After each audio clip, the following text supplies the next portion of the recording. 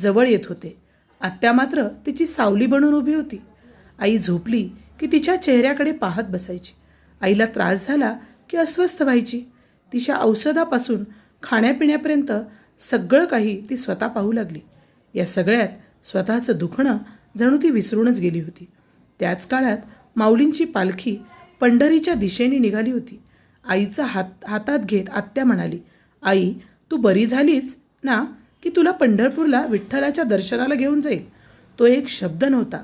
तो आईला लेकीने दिलेला जगण्याचा धीर होता.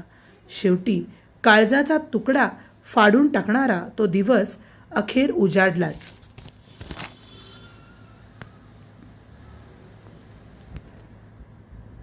रोजच्या प्रमाणे आईची सेवा करून संध्याकाळी निघताना आत्या म्हणाली, आई, उद्या सकाळी लवकर येते ग. आईच्या चेहऱ्याकडे शेवटचं पाहून ती निघून गेली. पण तो उद्या कधी आलाच नाही. त्या रात्रीच आजीने या जगाचा निरोप घेतला. लेक आईला भेटायला येणार होती, पण आईने तिची वाट पाहणं थांबवलं होतं.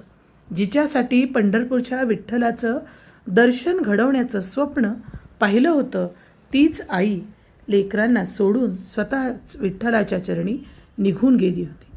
आईला शेवटच्या क्षणी पाहताही आलं नाही. आईला दिलेला शब्द पूर्ण करता आला नाही. या वेदनेनं आत्याच्या काळजात आयुष्यभराची जखम करून ठेवली. कधीकधी आयुष्य आपल्याला निरोप घेण्याचीही संधी देत नाही. शेवटचा स्पर्श, शेवटचं बोलणं सगळंच अधुरं ठेवून जातं. म्हणूनच आई वडील सोबत असताना त्यांच्यासाठी वेळ काढा. उद्या भेटू म्हणताना एकदा थांबा, कारण कधी तो उद्या येतच नाही. आई गेली, पण आईची माया कुठे जाते? ती लेकीच्या डोळ्यात, तिच्या आठवणीत, तिच्या प्रत्येक काळजीत तशीच जिवंत राहते. आईची शिकवण, तिचे संस्कार आणि तिच्या हाताचा मायेचा स्पर्श आयुष्यभर मनाला आधार देत राहतो. तिच्या आठवणीच्या सावलीतच लेक आपल्या आयुष्याचा पुढचा प्रवास करत राहते. म्हणूनच आईवडिलांसोबतचे क्षण कधीही साधे समजू नयेत. तेच पुढे आयुष्यभराची श्रीमंती बनतात.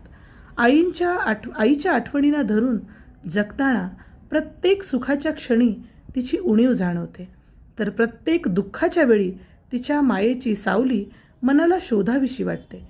काही नाती शरीरानं दूर जातात, पण मनातून कधीच दूर होत नाहीत. उलट काळ जसा पुढे सरकतो